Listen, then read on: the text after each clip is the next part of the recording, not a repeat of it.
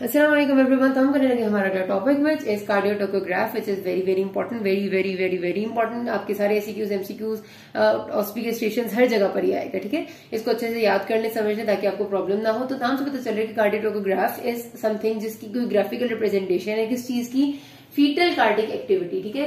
Heart की जो activity foetus की चल रही है। फीटल हार्ट रेट नहीं कहना, बच्चे इतने बड़े बड़े ब्लंडर्स मारते हैं ना, वो लिख देते हैं कि it is continuous monitoring of fetal heart rate. Remember, ये सिर्फ हार्ट रेट नहीं कर रहा होता, इसमें और भी चीजें होती हैं। तो इस वजह से you will say continuous monitoring of fetal cardiac activity.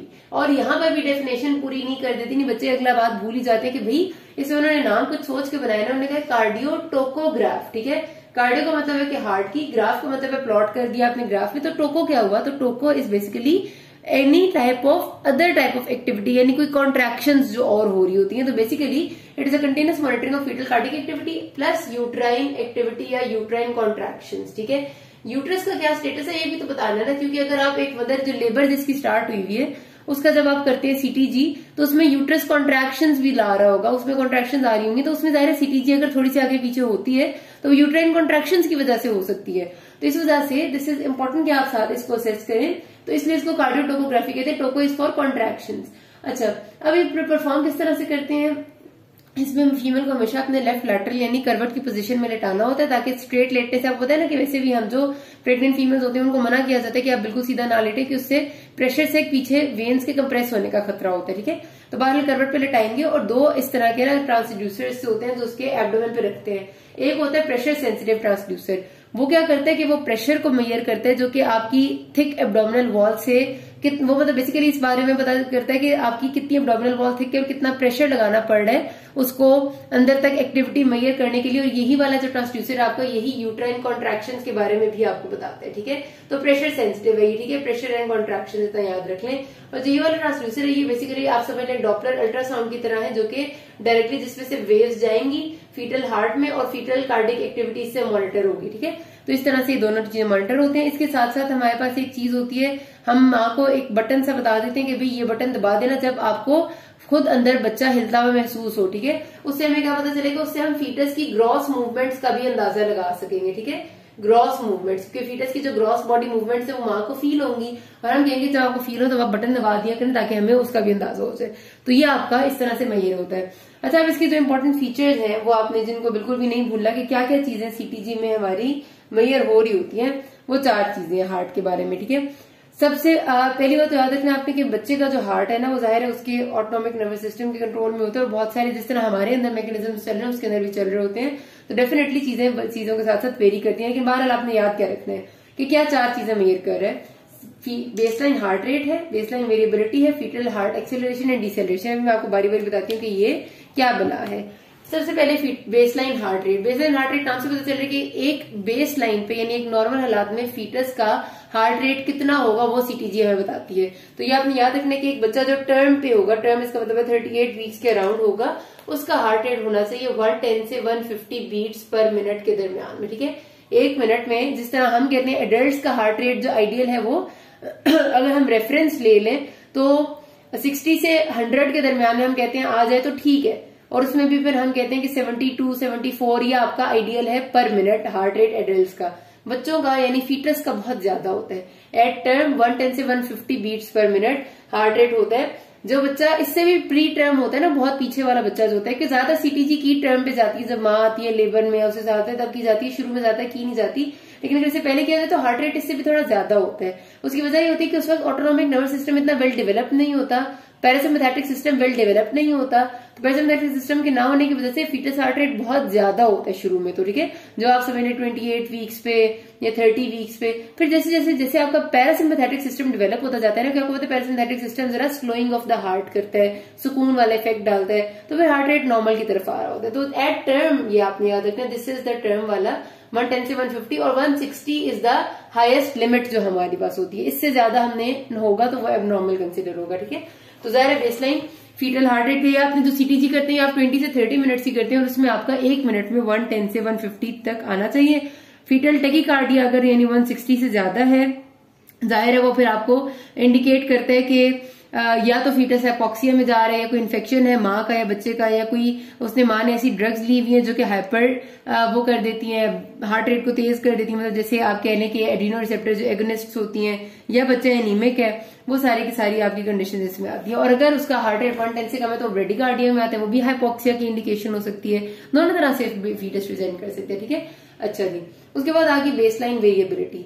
अब इसका मतलब ये है, आपने बात रखना है, दो चीजें होती है, ठीक है। फीटस की जो हार्ट की बीट्स होती है ना, एक मिनट, एक होती है शॉर्ट टर्म, एक लॉन्ग टर्म। अच्छा, फीटस की जो हार्ट की बीट्स होती है ना, मतलब एक धक, दूसरी धक, तीसरी धक की जो यूं यूं यूं हो रही होती है, उनके दरमियान में, हर दो बीट्स के दरमियान में कुछ ना कुछ वेरिएबिलिटी होती है। मतलब हमारे यहाँ तो जैसे एक कॉन्स्टेंट इंटरवल है ना, कि एक पल्स आएगी फिर इतना, फिर पल्स इतना। फीटस में थोड़ा सा ऐसा नहीं होता। फीटस में ये हिसाब होता है कि हर दो बीट्स के दरमियान में थोड़ी बहुत वेरिएबिलिटी है, लेकिन वो जो थोड़ी बहुत वेरिएबिलिटी हर दो बीट्स के दरमियान में है ना, वो नॉर्मल सीटीजी पे रिकॉर्ड नहीं होती है। नॉर्मल सीटीजी पे नॉर्मली आ रही होती है, ठीक है। वो हमारी इलेक्ट्रॉनिक कंप्यूटराइज्ड सीटीजी होती है, जिसपे आ जाती है शॉर्ट टर्म वेरिएबिलिटी, इस पे नहीं आती। बहरहाल जो हर दो बीट्स के दरमियान में थोड़ा सा डिस्टेंस ज्यादा या कम होता है, मतलब वेरिएबिलिटी से मुराद ये है ना कि एक बीट अगर इतनी है तो दूसरी हो सकता है थोड़ी सी ज्यादा हो, तीसरी थोड़ी सी कम हो, थोड़ा थोड़ा सा। तो ये वाला जो इस फर्क होता है, इसको कहते हैं शॉर्ट टर्म वेरिएबिलिटी, जो कि नॉर्मल सीटीजी पे नहीं हमें आती। हमारे पास क्या आती है, हमारे पास नॉर्मल सीटीजी पे आती है तकरीबन, आप समझ लें कि 1 मिनट में जो आपकी सीटीजी आती है ना, उसमें 10 दफा आपकी ऐसी बीट्स आएंगी जिनमें कुछ वेरिएबिलिटी होगी। फॉर एग्जांपल 1 मिनट में 110 से 150 बीट्स आ रही है। सपोज करते हैं कि 1 मिनट में एक बच्चा है जिसकी 120 बीट्स आ रही है, ठीक है। उस 120 में से 10 बीट्स लाजमी ऐसी आएंगी। फॉर एग्जांपल आपकी ये सीटीजी यूं बनी हुई है ना, इस तरह ही बनी हुई होती है, ठीक है। एक बीट ऐसे आ गई जो थोड़ी ऐसे है, फिर थोड़े टाइम बाद एक बीट ऐसी आ गई थोड़ी ऐसी है। तो कम से कम 10 बीट्स ऐसी जरूर आनी चाहिए जिनमें आपकी वेरिएबिलिटी आपको नजर आए, मतलब कोई लॉन्ग या शॉर्टर डिस्टेंस आपको कम से कम 10 बीट्स में 1 मिनट में नजर आना चाहिए। 1 मिनट की जो 120 होंगी उन्हें कम से कम 10 में नजर आना चाहिए। इसको हम कहते हैं लॉन्ग टर्म वेरिएबिलिटी, ठीक है, जो हमें नॉर्मल सीटीजी पे नजर आती है। अगर आपको जो बीट्स आपने सीटीजी जो आपने प्लॉट की है उसमें 1 मिनट में जो बीट्स आ रही है उसमें आपको 10 दफा ना नजर आ रही हो कि चेंज है कोई, तो मतलब 10 से कम आपको नजर आ रही है, तो उसको आप कहते हैं कि दिस इज एबनॉर्मल, ठीक है। 10 या 10 से ज्यादा दफा वेरिएबिलिटी जरूर आनी चाहिए, जो लॉन्ग टर्म वेरिएबिलिटी है। शॉर्ट टर्म का तुम्हें पता ही नहीं होता ना, शॉर्ट टर्म तो हर 2 बीट्स के दरमियान में होती है, उसका हमें अंदाजा नहीं होता। लेकिन इतनी लॉन्ग टर्म वाली जो है, जो कि 10 बीट्स में कम से कम 1 मिनट में लाजमी आनी चाहिए, वो हमें नजर आनी चाहिए, ठीक है। अगर किसी में उससे कम होगी तो वो फिर वही बातें हैं, वो सारी की सारी चीजें इसी बात को इंडिकेट करते हैं, या तो फीटल हाइपोक्सिया है, या एनीमिया है, या कोई ऐसी ड्रग्स माने ली हुई है जिसमें आपकी फीटस के नर्वस सिस्टम की सप्रेशन हुई है, क्योंकि फीटल नर्वस सिस्टम ही है ना जो उसको वेरिएबिलिटी ला रहा है। हो सकता है कोई ओपियोइड्स है, कोई ऐसी एनाल्जेसिक्स है, कोई ऐसी सेडेटिव्स ली हुई है माँ ने, या फिर आखिरी जो सबसे पहली बल्कि चीज होनी चाहिए वो ये कि बच्चा सो रहा है। क्योंकि एक बात आपने जहन में रखने के फीटल की स्लीप स्टेट्स भी होती हैं, और स्लीप स्टेट्स में ना उनकी एक्टिविटी ज्यादा होती है, ना उनकी लंग की मूवमेंट ज्यादा होती है, और ना ही उनकी ये वेरिएबिलिटी वगैरह आ रही होती है। उसमें हर चीज ही उनकी जरा बहुत स्लो हो जाती है। तो फीटल स्लीप टाइम में भी ये सब कुछ एब्नॉर्मल होता है। तो इस वजह से अगर आपके पास एक सीटीजी खराब आए भी तो आप उसको हमेशा दोबारा रिकन्फर्म करते हैं, क्योंकि फीटस उस वक्त सो रहा हो सकता है। अच्छा, उसके बाद आती है फीटल हार्ट एक्सेलरेशंस। अब इससे नाम से पता चल रहा है कि हार्ट रेट में एकदम से तेजी आना, नाम से बता रहे साफ साफ कि हार्ट रेट में तेजी आएगी, ठीक है। तो यही होता है कि बेसिकली जो फीटल हार्ट रेट है, जो बेस लाइन हार्ट रेट है विच इज 110 से 150 बीट्स पर मिनट, उसमें होता क्या है कि 1 मिनट में कम से कम 15 दफा ऐसा होता है कि 15-15 सेकेंड के लिए ना वो बहुत जरा तेज सा हो जाता है, ठीक है। फॉर एग्जाम्पल अब मेरे पास ये वाली सीटीजी थी, इसमें 10 दफा तो ये वाली चीज भी आई है, वेरिएबिलिटी भी, ठीक है, और ये हुआ था और ऐसे चल रहा था एकदम से क्या हुआ 15 सेकेंड। ये वाला टाइम है ना, आपको यहाँ पर एक्स एक्सिस पे आपने टाइम प्लॉट किया, बल्कि इस तरह प्लॉट करके दिखाती हूँ ना आपको, ये आपका ग्राफ है, ठीक है। यहाँ आपका टाइम है और इधर आप कर लें कि number of beats per minute, ठीक है। तो जाहिर है इधर 150 वाला जो साइन है ना कि 150 होंगी तो यहाँ पर होगा, ठीक है। अब इधर टाइम है, अब 1 मिनट का टाइम कंटिन्यूड और ये नंबर ऑफ बीट्स आई जा रही हैं। इसमें क्या होगा कि एक दफा अचानक से ऐसे टाइम आएगा 15 सेकंड्स के लिए बिल्कुल यूं तेज हो जाएगा कि आपको समझ ही नहीं आएगा, फिर नॉर्मल हो जाएगा, ठीक है। फिर 15 सेकंड के लिए एकदम इतना तेज हो जाएगा पता नहीं चलेगा। इसको कहते हैं फीटल हार्ट एक्सेलरेशन। और ये कितनी दफा होनी चाहिए, ये 1 मिनट में कहते हैं कि 15 टाइम्स 15 बीट्स में, मतलब 15 बीट्स में ये एक्सेलरेशन 1 मिनट में आनी चाहिए। जिस तरह मैंने कहा ना कि 10 बीट्स के दरमियान में वेरिएबिलिटी आनी चाहिए, उस तरह 15 बीट्स में एक्सेलरेशन आनी चाहिए। लेकिन एक्सेलरेशन इतनी कॉमन नहीं होती, 15 में आना एक नॉर्मल बात है, लेकिन अगर हमें एक जो हमने ज़ाहिर आधा घंटा तकरीबन सीटीजी रिकॉर्ड करनी होती है, तो जो आपकी 20 से 30 मिनट्स की एक सीटीजी होती है उसमें अगर आपको 2 या 3 एक्सेलरेशन भी मिल जाए ना टोटल, तो भी आप उसको नॉर्मल कंसिडर करते हैं। मतलब वो बहुत होती है कि fetus is non hypoxic. Ideal यानी आप जो नॉर्मल डेफिनेशन लिखेंगे वो होती है कि increase in the baseline fetal heart rate of at least 15 beats per minute which lasts for 15 seconds। ठीक है, मतलब 1 मिनट में कम से कम 15 बीट्स जो 15-15 सेकंड के लिए तेज होंगी वो होती हैं, उसको हम फीटल हार्ट एक्सेलरेशन कहते हैं। लेकिन इसमें क्या बात है कि एक पूरी 30 मिनट की जो आपकी सीटीजी है उसमें 2 से 3 एक्सेलरेशन होना भी इनफ होता है। ठीक है, वो पॉजिटिव साइन होते हैं। ये होती है एक्सेलरेशन, तो इसका मतलब एक्सेलरेशन होना अच्छी बात है। इसके ऑपोजिट जो डीसेलरेशन है ना, कि हार्ट रेट का स्लो हो जाना, उसकी भी सेम डेफिनेशन है कि the slowing of the deceleration in the fetal heart rate for at least 15 beats per minute, यानी कि 1 मिनट की 15 बीट्स में अगर डीसेलरेट हो हार्ट फॉर 15 सेकेंड्स, तो इसको हम फीटल हार्ट डीसेलरेशन कहते हैं।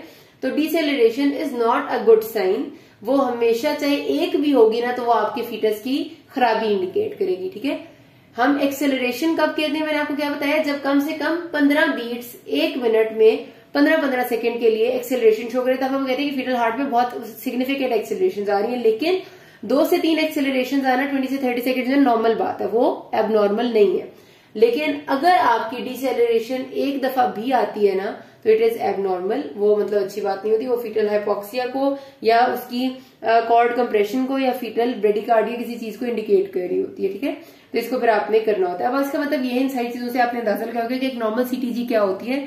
एक नॉर्मल सीटीजी वो है जिसमें बेसलाइन हार्ट रेट इज 110 से 150 बीट्स पर मिनट, जैसे मैंने आपको बताया हुआ है। ठीक है, with baseline variability exceeding at least 10 beats per minute. मैंने आपको बताया था कम से कम 10 बीट्स में आपको वेरिएबिलिटी 1 मिनट में नजर आनी चाहिए। ठीक है, with more than 1 acceleration in whole recording, मतलब कम से कम आपको एक, मैंने आपको बताया ना 2-3 एक्सेलरेशन कम से कम नजर आनी चाहिए। उससे ज्यादा होंगी तो नॉर्मल है, लेकिन 2-3 से कम होंगी तो एबनॉर्मल है। तो विद एटलीस्ट 1 or 2 या 2 or 3 acceleration in CTG with no deceleration, कोई डिसेलरेशन, तो ये आपकी टोटल एक नॉर्मल सीटीजी होती है। ठीक है, अब आपको दूसरी इंपॉर्टेंट बात ये पता होनी चाहिए कि अगर हमारे पास ये सीटीजी, और वो आपसे पूछते हैं कि what is CTG, what are the normal features of CTG, किसी एक फीचर के बारे में कई बार पूछ लेते हैं, और फिर आपसे कहते हैं कि अदर मेथड्स कौन से हैं सीटीजी के अलावा जो हम टर्म पे या लेबर में अगर एक फीमेल आ गई है तो उसको असेस कर सकते हैं उन मेथड्स के जरिए, तो वो भी आपको पता होंगे। मैं भी आपको उनका नाम बता देती हूँ। एक होता है फीटल स्कैल्प ब्लड सैंपलिंग, यानी कि कई बार ऐसा होता है कि हमें ना फीटस का जो स्कैल्प नजर आ रहा होता है, सर नजर आ रहा होता है, हम डायरेक्टली वजाइना से जाते हैं और हम फीटस के सर में से ब्लड लेते हैं और फिर हम उसको अंदर चेक करते हैं कि अंदर क्या सिलसिला चल रहा है। कभी हमें हाइपोक्सिया के लिए ऑक्सीजन उसकी एबीजीज करनी होती है तब भी निकालते हैं, तो उसको कहते हैं fetal scalp blood sampling. Scalp से ही इसलिए निकालते हैं क्योंकि अगर वर्टेक्स प्रेजेंटिंग पार्ट है ना, और एक फीमेल है जो लेबर स्टार्ट हुई है जिसकी, तो सर उसका सबसे सामने होगा, तो इसलिए फीटल स्कैल्प ब्लड सैंपलिंग करते हैं। ठीक है, एक ये बात होगी। उसके बाद दूसरा चीजें होता है, एक होती है कंटिन्यूस एक्सटर्नल फीटल मॉनिटरिंग, ये जिसको हम CFEM कहते हैं, ये आपकी सीटीजी की टाइप है कि कंटिन्यूस आप यही करते हैं। ठीक है, external fetal monitoring EFM is also CTG. उसके अलावा you can do Doppler ultrasound. Doppler ultrasound आपका वो अल्ट्रासाउंड होता है जो आपकी बेसिकली वेसल्स की परफ्यूजन के बारे में बताता है कि क्या सारी वेसल्स अपनी अपनी जगह पर सही परफ्यूजन दे रही हैं। तो आपका जो डॉपलर अल्ट्रासाउंड है वो आपने प्रेगनेंसी में कौन कौन सी वेसल्स का करना होता है, वैसे तो आपने सुना होगा ना, कैरोटिड का डॉपलर करते हैं, renal arteries Doppler, hepatic artery Doppler, मतलब जो जो आपकी वेसल्स होती है उनका डॉपलर हो सकता है। तो जो आपकी प्रेगनेंसी में इंपॉर्टेंट है वो है आपका एक अम्बलाइकल आर्टरी डॉपलर, ये याद रखना है, ये भी एमसीक्यू है। अम्बलाइकल आर्टरी वो आर्टरीज है क्योंकि आपको पता है कि जो फीटस का वो बना रही है, प्लेसेंटा में से गुजर के आ रही है, वही अम्बलाइकल आर्टरी और अम्बलाइकल वेन है ना, तो एक आपके अम्बलाइकल आर्टरी डॉपलर होता है। ठीक है, उसके बाद आपका यूट्राइन आर्टरी डॉपलर होता है जो आपका बेसिकली सारी यूट्रस की ब्लड सप्लाई है सारी वो यूट्राइन आर्टरी से है मेनली, तो यूट्राइन आर्टरी होता है। उसके अलावा फिर आपका फीटल वेसल्स का डॉपलर होता है। ठीक है, इनको थोड़ा थोड़ा सा मैं आपको शायद अगली वीडियो में बता दूं, लेकिन कम से कम आपने नाम याद रखने हैं कौन कौन सी वेसल्स काम करते हैं। Doppler during pregnancy to check the pregnancy का स्टेटस और ब्लड सप्लाई वगैरह सारा का सारा। ठीक है, और फिर हम एक और चीज करते हैं जिसको कहते हैं सेरिब्रो प्लेसेंटल रेशियो। नाम से ही पता चल रहा होता है कि कुछ इसमें हमने चेक करना होता है कि कितना ब्लड सप्लाई है जी जो आपकी ब्रेन की मिडल सेरिब्रल आर्टरी है उसमें, और जो क्योंकि सेरिब्रो प्लेसेंटल है तो प्लेसेंटा की अम्बलाइकल आर्टरी उसमें, उनका रेशियो निकालते हैं। ठीक है, सेरिब्रो प्लेसेंटल रेशियो, इसमें हमने मिडल सेरेब्रल आर्टरी MCA की पल्सेटरी लिक्विडिटी कितनी और अम्बिलिकल आर्टरी की निकालनी होती है। इससे हमें भी ब्लड सप्लाई का अंदाजा होता है। इसके डिफरेंट पैरामीटर्स है कि फिर क्या किस तरह होता है, बस बाहर लिखना पता होना चाहिए। तो मैं आपसे कह रही कि क्या क्या चीजें हम कर सकते हैं। फीटल स्कैल्प ब्लड मॉनिटरिंग कर सकते हैं, कंटिन्यूस EFM कर सकते हैं, डॉपलर कर सकते हैं, एक्सरेज कर सकते हैं अगर इंडिकेटेड हो, वरना एक्सरे हम नॉर्मली नहीं करने होते क्योंकि वो फीटस के लिए डैमेजिंग होते हैं। And biophysical profile, biophysical profile अभी मैं आपको बताती हूँ ये क्या चीज है जी। ये बायोफिजिकल प्रोफाइल भी ना टर्म पे की जाती है। जब माँ आती है आपके पास, एक बिल्कुल वो लेबर में हो या डिलीवरी के करीब हो या फिर उसका C-सेक्शन प्लांट जो भी है, उस टाइम हम बायोफिजिकल प्रोफाइल करते हैं। ये एक ऐसी प्रोफाइल है जो हमें बताती है कि इस वक्त फीटस का स्टेटस कैसा है, आइदर इट इज गुड और नॉट। इसमें हमने 5 पैरामीटर्स देखने होते हैं। सबसे पहले आपने करनी है non stress CTG। Non stress CTG और स्ट्रेस CTG में डिफरेंस भी पूछते हैं आपसे। वो CTG जो आप फीटस के किसी भी स्ट्रेस के बगैर करते हैं, मतलब ये कि अभी फीटस में कोई मसला नहीं है, आपको अच्छे से पता है कि एक माँ हेल्दी है, फीटस हेल्दी है, यू नो दिस, और आप उसकी CTG कर रहे हैं नॉर्मली, उसको कहते हैं नॉन स्ट्रेस CTG। और अगर आपको पहले से पता है कि फीटस किसी न किसी स्ट्रेस में है, मतलब कोई ऐसी मैल प्रेजेंटेशन है या आपको पता है कि ओलिगोहाइड्रोएमनियोस था इस फीमेल को या फीमेल ब्लीडिंग के साथ आई है, तो फीटस स्ट्रेस में हो सकता है, उस वक्त जो CTG की जाती है उसको स्ट्रेस CTG कहते हैं। तो हमारे पास जो बायोफिजिकल प्रोफाइल का पैरामीटर होता है वो नॉन स्ट्रेस CTG से शुरू होता है। तो अगर आपकी non stress CTG is reactive, reactive हम तब कहते हैं जब हमारी CTG के सारे पैरामीटर्स नॉर्मल हो, जो अभी मैंने बताया था ना कि 110 से 150 ये होना चाहिए, ये होना चाहिए, होना चाहिए वगैरह वगैरह, वो सारा रिएक्टिव होता है। और खास तौर पे इसमें होती है हार्ट की एक्सेलरेशंस, कि कम से कम 2 से 3 एक्सेलरेशंस आपकी पूरी CTG में आनी चाहिए, तो हम उसे रिएक्टिव कहते हैं। अगर आपकी 2 से 3 से कम एक्सेलरेशंस आती है, मतलब आपकी सिर्फ एक है या बिल्कुल भी नहीं है एक्सेलरेशन, तो फिर वो नॉन रिएक्टिव CTG होती है। ठीक है, हार्ट की एक्सेलरेशन पर्टिकुलरली इसमें इंपॉर्टेंट है। हमने क्या करना होता है, यहाँ वाली जितनी भी चीजें उनको हम 2 स्कोर्स देते हैं और इधर वाली जितनी चीजें उनको 0 स्कोर्स देते हैं। रिएक्टिव आएगी तो 2 स्कोर, नॉन रिएक्टिव आएगी तो 0 स्कोर। और किस पे डिपेंड करती है CTG पे, एक्सेलरेशन पे। उसके बाद फीटल ब्रीदिंग मूवमेंट्स, के उसका लंग्स कितना मूव करे, ब्रीदिंग मूवमेंट उसकी कहते हैं जो आप अल्ट्रासाउंड पे देखते हैं। तो अगर फीटल ब्रीदिंग मूवमेंट्स 1 मिनट में ही होता है, आई गेस नहीं 30 मिनट्स में, ठीक हो गया, इसमें आप 30 मिनट्स का करते हैं कि अगर मोर देन 30 सेकेंड तो 30 मिनट्स में नहीं मूव करा, ठीक है, जाहिर है आपका फीटस खुद से सांस तो नहीं ले रहा होता ना लंग्स से, तो उसकी मूवमेंट्स की बहुत तेज तेज तो नहीं होती, लेकिन आपने जो CTG की है वो 30 मिनट्स की है। उस दौरान आप अगर साथ देख भी रहे हैं, अल्ट्रासाउंड कर रहे हैं, तो 30 दफा कम से कम उसके लंग्स की मूव करना चाहिए, तो वो नॉर्मल मूवमेंट्स होती है। अगर वो मूवमेंट्स बहुत ही थोड़ी है, यानी 30 मिनट्स में 30 भी नहीं हो सकी, लेस देन है 30, तो इसका मतलब है कि वो एबनॉर्मल है। फिर ग्रॉस बॉडी मूवमेंट्स, जो कि मैंने आपको बताया था कि माँ खुद आपको बता देगी, तो 30 मिनट्स की क्योंकि हम रिकॉर्डिंग कर रहे हैं तो उसमें 3 दफा कम से कम या 3 से ज्यादा दफा होनी चाहिए। अगर 3 से कम दफा है तो इसका मतलब है कि वो एबनॉर्मल है, उसके 0 स्कोर देंगे। फीटल टोन किस तरह इसका अंदाजा होता है, fetal flexion of the body part से, ठीक है, तो ये भी आपको ज्यादातर उसी पे अल्ट्रासाउंड में पता चलता है। तो अगर 30 मिनट्स में सिर्फ 1 एपिसोड है लिम्ब फ्लेक्शन का, यानी एक एपिसोड आ गया लिम्ब फ्लेक्शन उसने की है, तो ये नॉर्मल बात है, ठीक हो गया। लेकिन अगर एक लिम्ब फ्लेक्शन भी नहीं की तो दिस इज एबनॉर्मल, ठीक है। फिर एमनियोटिक फ्लूइड वॉल्यूम, वो भी आप अल्ट्रासाउंड पे असेस करते हैं कि जिस तरह मैंने आपसे कहा था कि जो आप सबसे बड़ी पॉकेट आपने देखनी है वो होनी चाहिए कम से कम 2 सेंटीमीटर से ज्यादा, जो हमने कहा था कि मैक्सिमम वर्टिकल पॉकेट जो मैंने आपको बताया था, ठीक है, वो कम से कम 2 से ज्यादा होनी चाहिए। 2 से कम अगर होती है मैक्सिमम वर्टिकल पॉकेट तो फिर हम उसको ओलिगोहाइड्रोएमनियोस कंसिडर करते हैं, 0 पॉइंट्स। तो इसके हिसाब से या तो फीटस का ये वाले स्कोर्स होंगे या ये स्कोर होंगे। इस स्कोर में मतलब उसके उसूलन होने चाहिए, टोटल 10 बनते हैं ना, तो उसूलन फीटस को 10/10 होना चाहिए अच्छा बच्चा होने के लिए। लेकिन जो स्कोर्स होते हैं 8 हो या 10 हो, उन दोनों को हम नॉर्मल कंसिडर करते हैं। 10 तो है ही नॉर्मल, 8 को भी हम एक्सेप्टेबल कंसिडर कर लेते हैं, ठीक हो गया, चलो 8 और 10 नॉर्मल है। इसी तरह अगर बच्चे का स्कोर 0, 2 या 4 हो तो वो टोटली एबनॉर्मल है, मतलब ये कि वो इस साइड पे ज्यादा लाई कर रहा है और उसको कोई ना कोई प्रॉब्लम चल रही है, वो स्ट्रेस में है, 0 to 4। फिर रह जाता है बीच में 6, अगर 6 स्कोर आता है ना तो उसको हम कंसिडर करते हैं कि भी सस्पिशियस है। इसको दोबारा देखेंगे और फिर देखते हैं कि क्या प्रोफाइल आती है। तो बायोफिजिकल प्रोफाइल का ये टेबल पूरा बनाने के लिए आता है, इसमें से बहुत सारे MCQs आते हैं, आपने याद करने हैं। यहाँ मेरे बात खत्म करने, किसी कोई मसला हो क्या आस्क मी, थैंक यू।